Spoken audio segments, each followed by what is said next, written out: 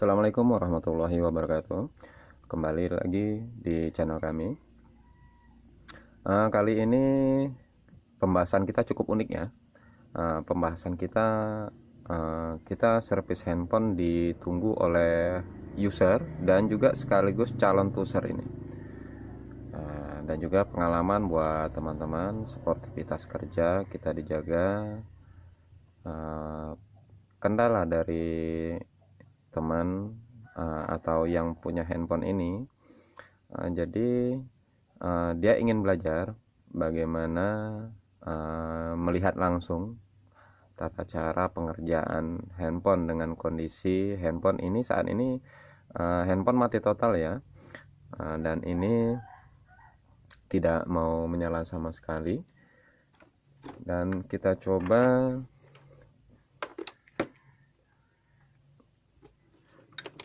pengecasan ya, ini sama sekali tidak ada respon atau getar.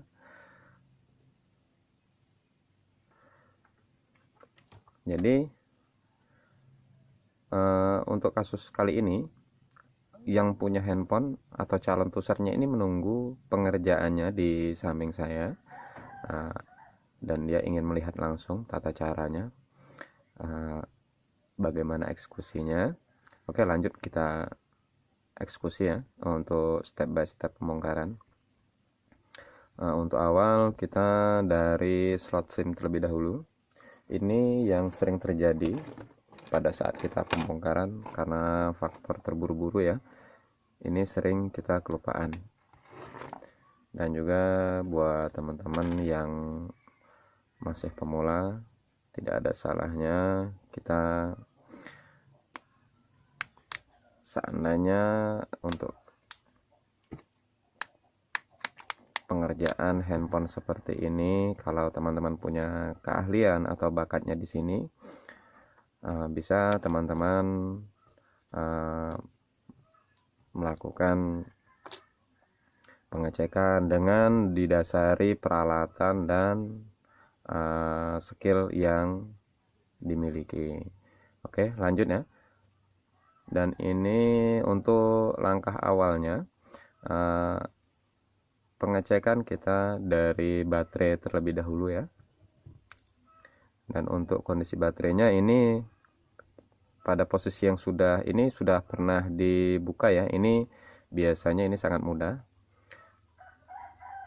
Oke, nah ini sudah bisa terlepas, lihat sendiri. Kalau untuk yang belum pernah dibongkar, biasanya ini terdapat lem di belakangnya. Ini sangat sulit melepaskannya.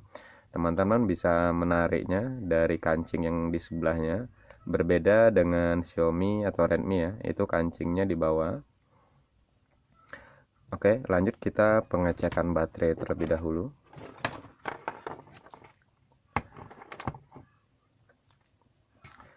Selektornya kita arahkan yang ke 20 volt DC ya, jangan yang AC.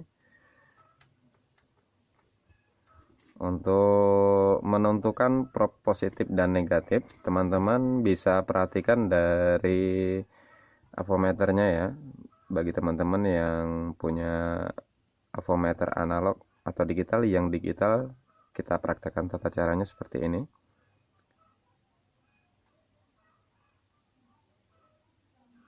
Dan ini menandakan ada tanda minusnya ya. Itu bisa dipastikan propnya terbalik. Bisa teman-teman perhatikan di avometernya. Dan di sini tidak ada tanda min ya. Hanya 3,6.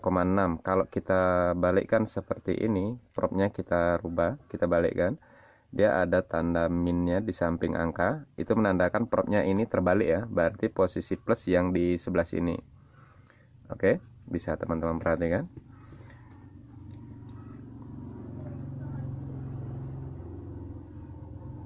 Dan ini posisi plus yang benar ya.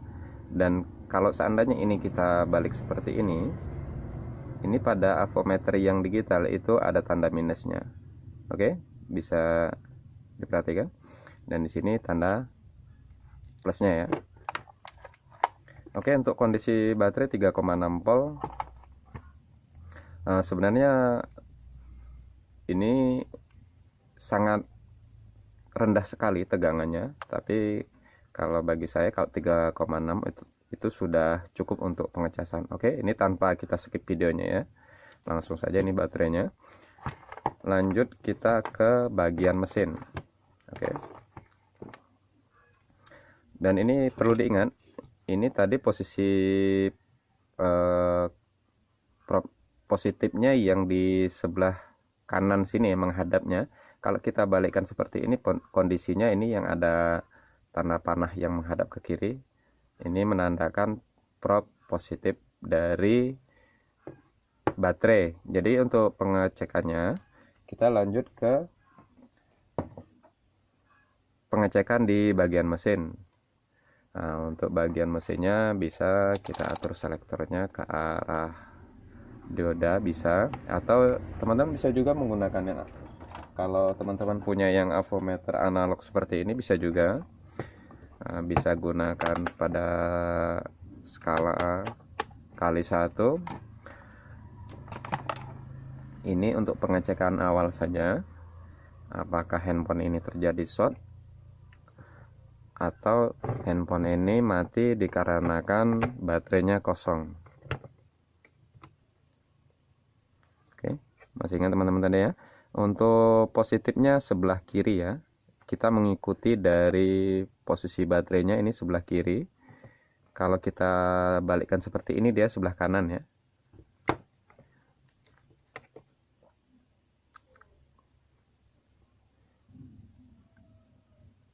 Oke.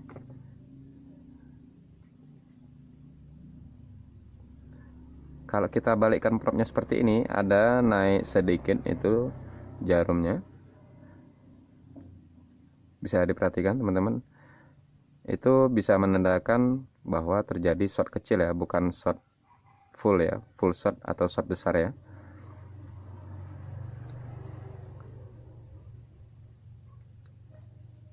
Kalau seperti ini tidak ada. Ini menandakan IC powernya masih berfungsi ya.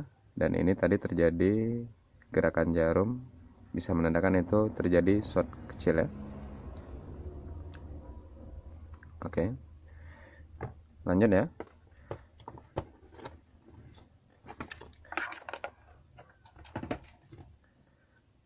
Untuk langkah selanjutnya, teman-teman bisa melakukan pengecekan jalur cas.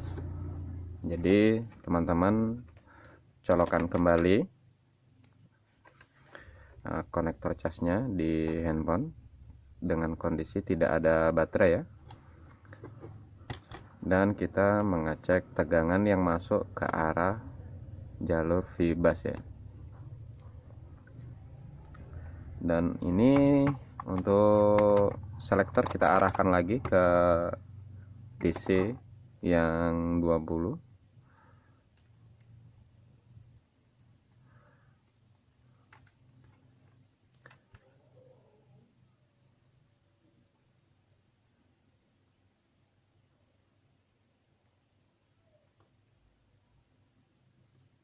Bisa juga teman-teman dari kaleng ini ground ya.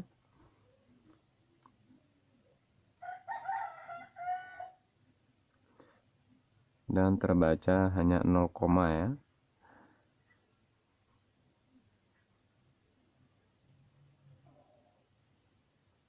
Oke, dan ini bisa menandakan handphone ini terjadi short kecil ya. Oke, lanjut ya. Kita buka terlebih dahulu bagian mesin yang atas.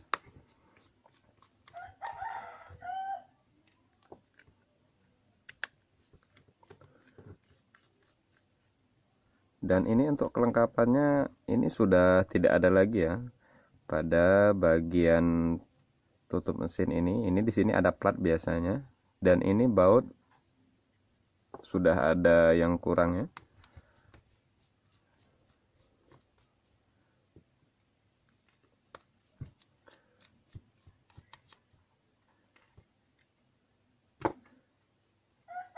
Kita lepas dari atas. Di sini ada pengaitnya, jangan sampai salah teman-teman. Di sini ada pengaitnya. Jadi teman-teman bukanya dari sebelah atas, kita cungkil aja seperti ini. Dan ini bisa diperhatikan teman-teman, untuk tanda merah yang pada kertas ini ya, ini bisa dipastikan bahwasanya handphone ini kena air. Nah, jadi bisa kita prediksikan. Ini kita lepas terlebih dahulu. Dan ini bautnya masih ada satu lagi.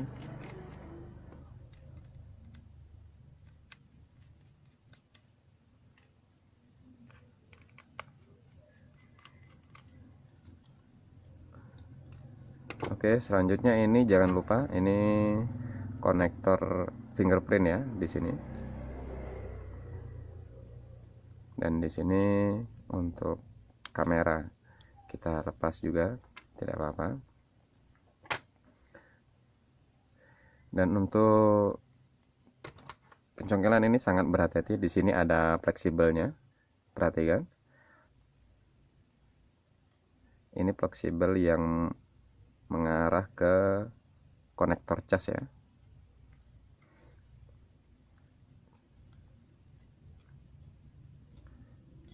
Sini sangat berhati-hati. Ada konektor yang mengarah ke boot bawah, boot konektor cas ya.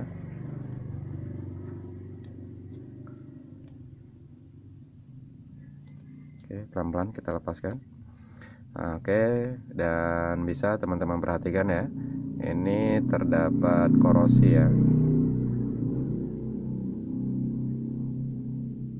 Oke, langkah selanjutnya untuk awal saja ini, kita coba terlebih dahulu kita bersihkan menggunakan thinner ya. Dan ini untuk kamera ada baiknya kita lepas.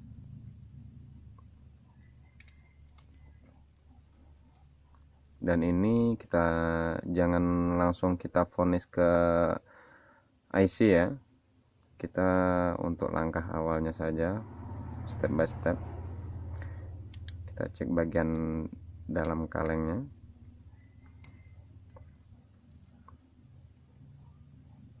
Oke, di sini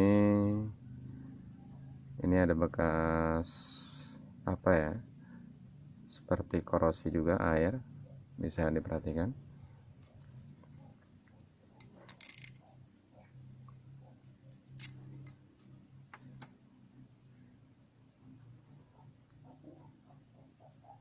Oke, kita lanjut dengan langkah pembersihan menggunakan thinner ya.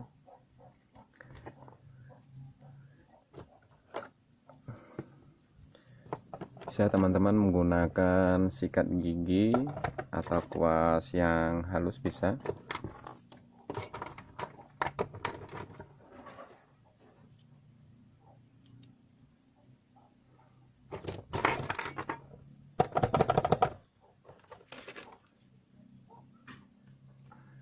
Bisa juga menggunakan cairan bensin.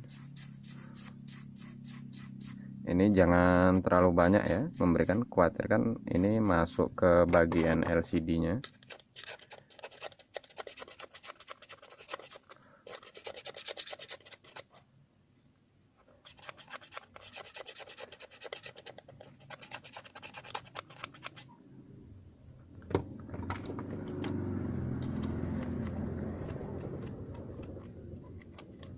Oke, kita lanjut ya ke bagian mesinnya. Ini bisa dipastikan air masuk dari slot SIM ya. Jadi besar kemungkinannya di bagian atas, dan untuk bagian bawah untuk awalnya tidak kita bongkar ya, hanya bagian atasnya saja. Kita bersihkan menggunakan thinner, bensin bisa.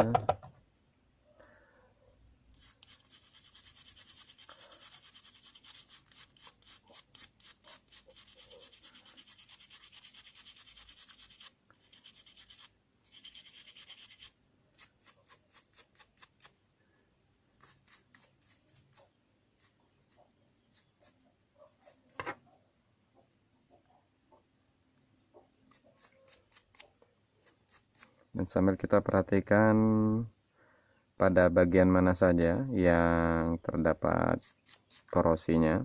Jadi untuk kita pengecekannya lebih dikatakan lebih teliti lagi. Terkadang ada komponen yang kita curigai, kita nggak usah jauh ke IC terlebih dahulu.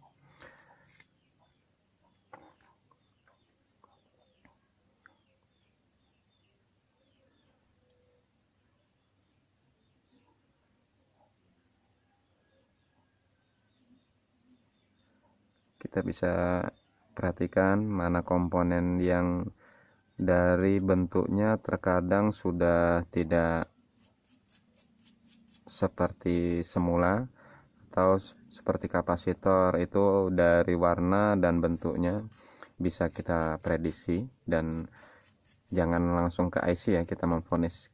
Terkadang handphone yang seperti ini dengan kondisi kena air ya, mau Android atau tab atau peralatan elektronik lain, kita untuk langkah awalnya bisa kita lakukan analisa menggunakan avometer atau multitester. Kita cek terlebih dahulu dan jangan langsung ke eksekusi ke IC-nya. Oke, kita bersihkan menggunakan tisu.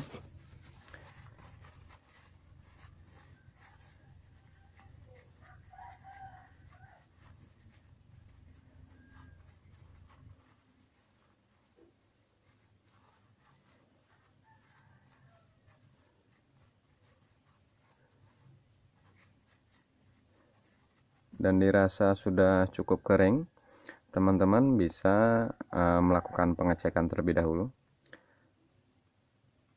Apakah setelah dicuci seperti ini handphone bisa menyala atau tidak?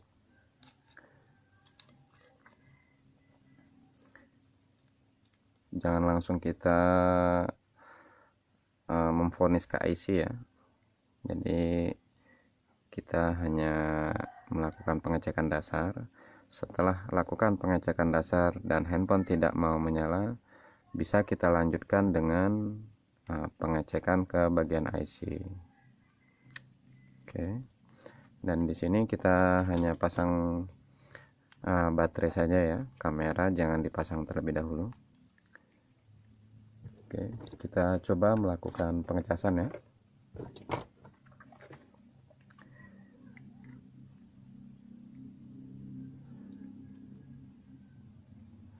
Dan tidak ada respon juga, kita tes nyalakan.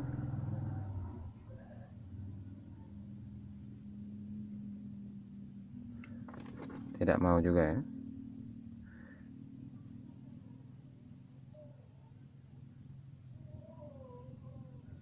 Oke. Nah, setelah ini baru kita lanjutkan dengan pengecekan komponen kecil-kecilnya terlebih dahulu, jangan langsung ke IC.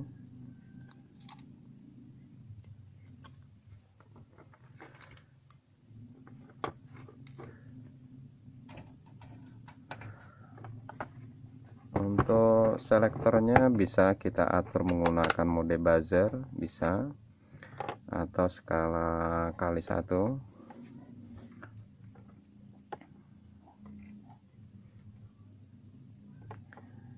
Kita akurasikan dulu.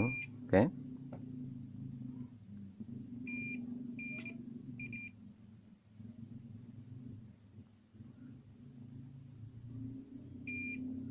Ini tidak ada ya, normal, tidak ada yang short. Kalau untuk yang short itu kalau kita bolak-balikkan itu dia ini, maaf saya geser lagi, kita bolak-balikkan dia tidak mau tidak mau menyala buzzernya. Tapi kalau kita bolak-balikkan ada suara sama suaranya, itu bisa kita curigai bahwasanya komponen tersebut short ya. Yang diutamakan itu pada bagian kapasitor ya, bukan resistor. Oke. Bisa juga kita menggunakan skala kali 1 seperti ini. kita hanya memperhatikan jarum dari avometernya.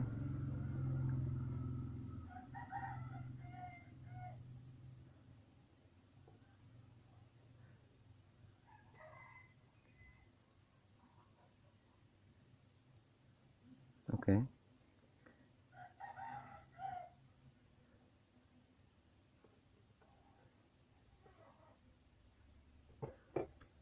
Dan bisa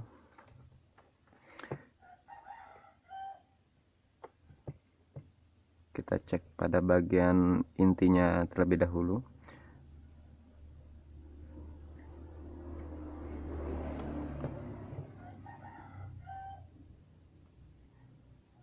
Oke, ini kita curigai yang ini ya. Ini hanya kecil shortnya.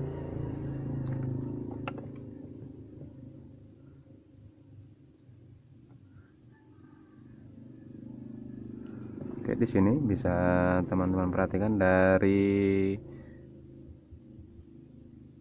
warnanya atau bentuk kapasitornya ini sudah berbeda ya.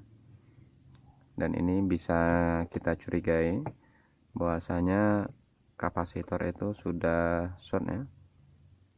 Dan ini dia di ujung kutubnya sama ya, semuanya terhubung. Dan yang ini tidak ya. Kalau yang ini terhubung. Oke.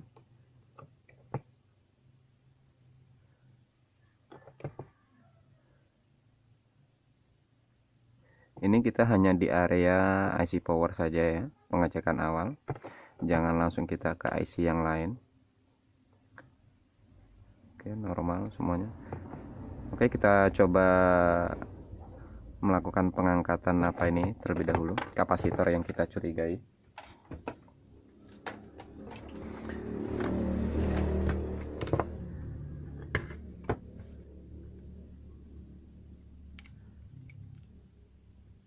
Dan ini usahakan untuk blower teman-teman dinyalakan terlebih dahulu sebelum penggunaan.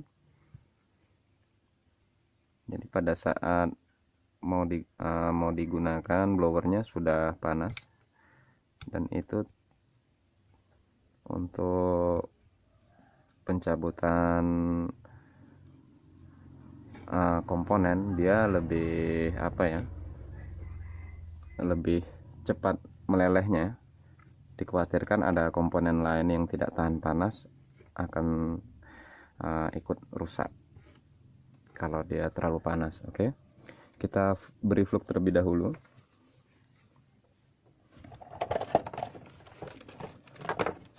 Dan untuk setelan panasnya bisa kita gunakan pada panas di 375 dan anginnya 275 atau 3. Biasa saya menggunakan 3 ya.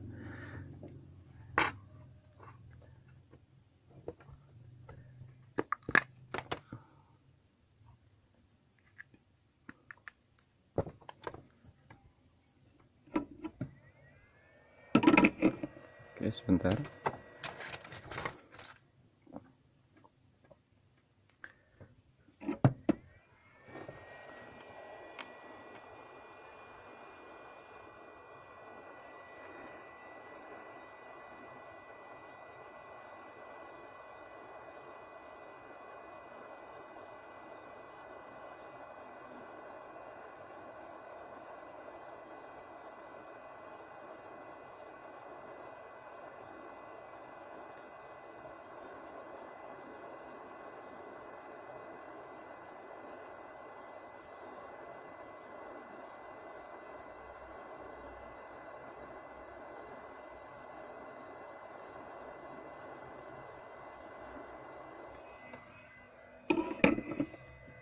Dan untuk penggantinya bisa kita carikan pada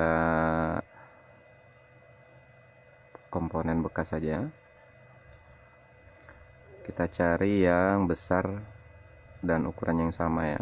Oke, seperti ini. Sebenarnya kalau tanpa penggantian hanya dicongkel itu terkadang handphone bisa menyala, tapi ini saya sarankan buat teman-teman ada baiknya kita gantikan saja. Nah, karena tetap ada efeknya dari kita pencongkelan kapasitor tersebut.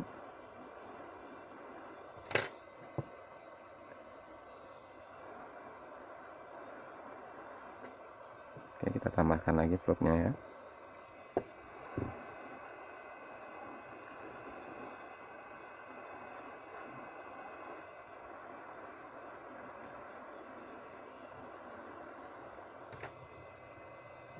Oke, masih kurang plugnya. Ini saya ambil copotan dari mesin Huawei ini ya.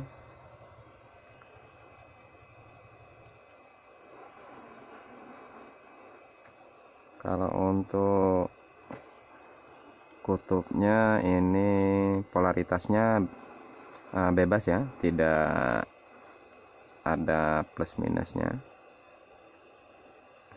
Di sini saya usahakan bentuk dan ukuran kapasitornya sama. Oke, kita pasang ke papan yang tadi.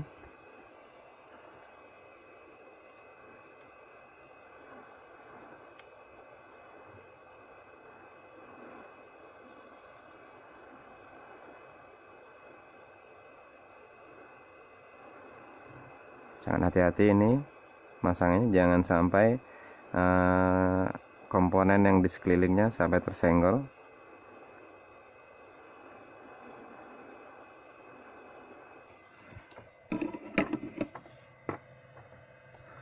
Kita biarkan dingin terlebih dahulu.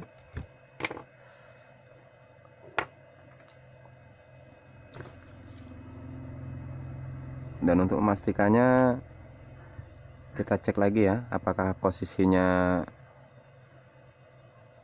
sudah pas.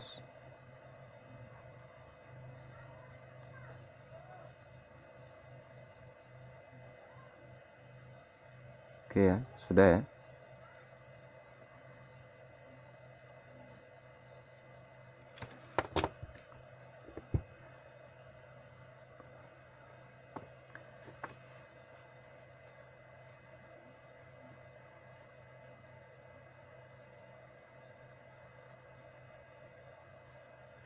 Kita bersihkan lagi sisa fluk yang tadi supaya lebih bersih mesinnya.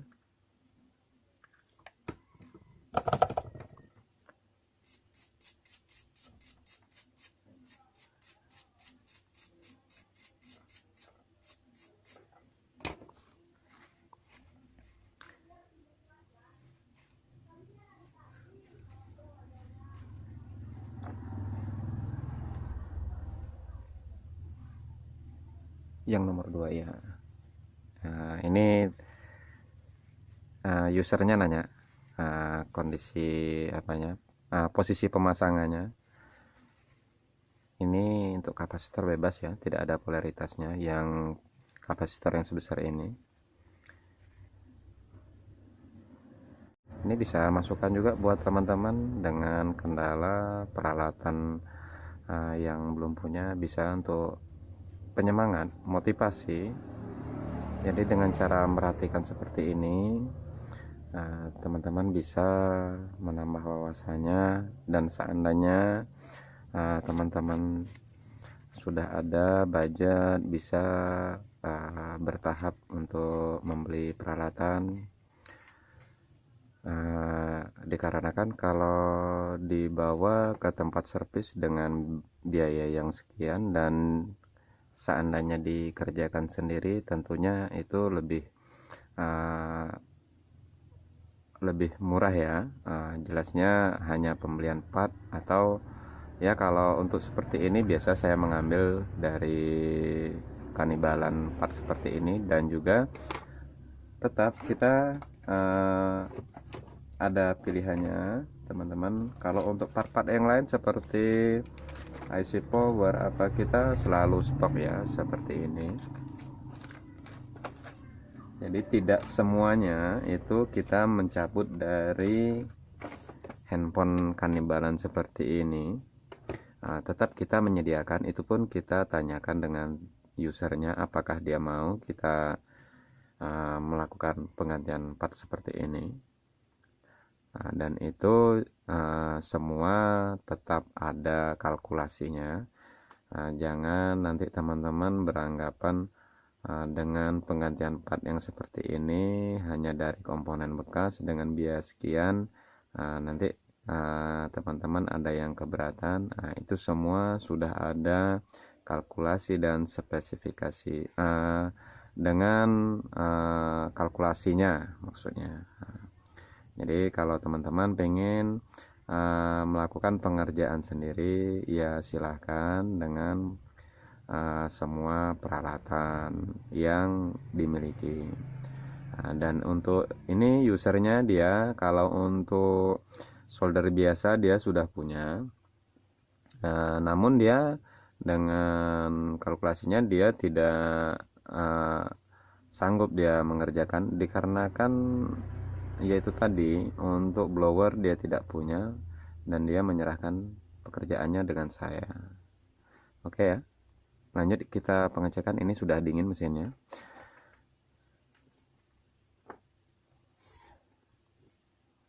Ini sensornya kita pasang juga karetnya.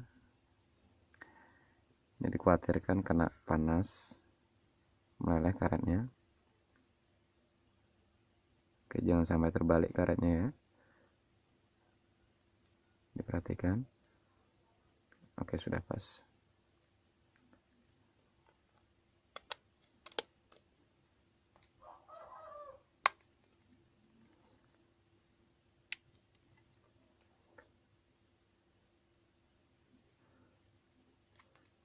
Oke, kita pengecekan jalur propnya terlebih dahulu, jangan langsung kita pasang baterainya.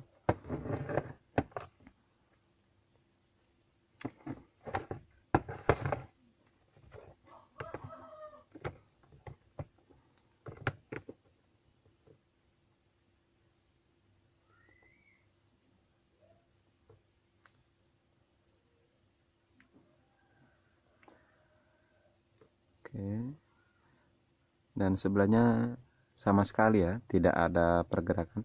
Kalau kita balikkan seperti ini tadi, plus ketemu prop merah avometer, maka jarumnya akan naik.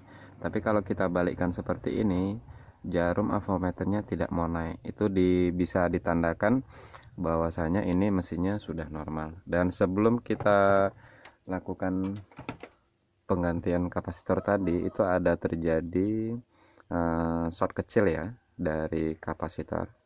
Dan juga teman-teman bisa menggunakan MBR, itu bisa menggunakan yang lebih simpel, bisa menggunakan baterai bekas handphone. Untuk menaikkan ampernya kita buat dua, kita rangkaian paralel saja, jangan seri ya. Kalau seri itu yang naik tegangan voltnya ya, bukan ampernya. Oke, kita pasang baterainya.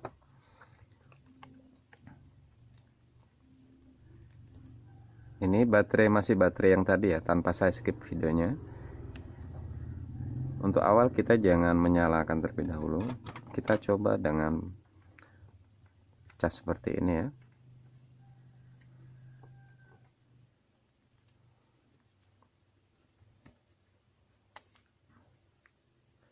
Oh, ini ada.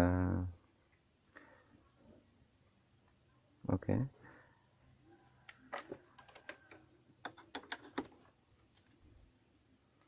Ada kotoran di bawahnya. Oke, bisa kita bersihkan nanti saja. Oke. Dan handphone memang tidak mau dicas. Kita coba nyalakan. Oh, mau mengecas ya. Oh, berarti ini dari konektor casnya pun ada error juga. Dan tadi tidak mau dicas, mungkin bisa jadi dikarenakan seperti ini. Dan ini dari fleksibel apanya ini juga error ya, bisa diperhatikan teman-teman. Jadi untuk eksekusi awal bisa kita pastikan dari apa ya, tadi nggak mau dinyalakan, dan sekarang hanya dicas saja handphone sudah mau dinyalakan. Dan untuk lebih memastikannya lagi, kita cabut baterai seperti ini, dan handphone tadi sudah menyala ya. Kita coba nyalakan tanpa cas, hanya menggunakan tombol power seperti ini ya.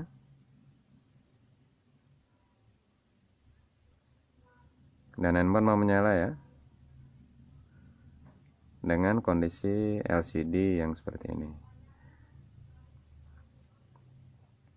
Dan untuk kasus seperti ini, teman-teman bisa melakukan pergantian boot fleksibel, dan juga dari tombol volume yang sebelah sini ya.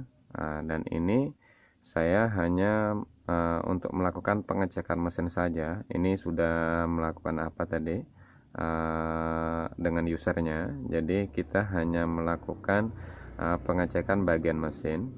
Dan untuk penggantian fleksibel ini mau ganti sendiri ya. Ya, bisa dikerjakan sendiri, dan saya hanya melakukan pengecekan bagian mesin saja, karena usernya ini terkendala dia tidak punya blower dan juga dengan peralatan yang lainnya, jadi dia menyerahkan dengan saya dengan kondisi handphone tadi mati total ya. Dan ini sekarang handphone sudah menyala. Kita coba kembali menggunakan cas ya.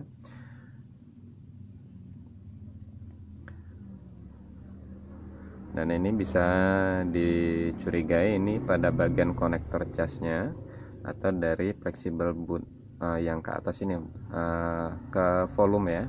Dia kalau untuk Oppo A37 dia menyatu. Oke, nah bisa dipastikan ini handphone mau dicas. Oke, itu saja step by stepnya, tips dari saya. Mudah-mudahan tips ini bisa bermanfaat buat teman-teman untuk pengecekan awal handphone mati total. Jangan langsung ke IC-nya ya.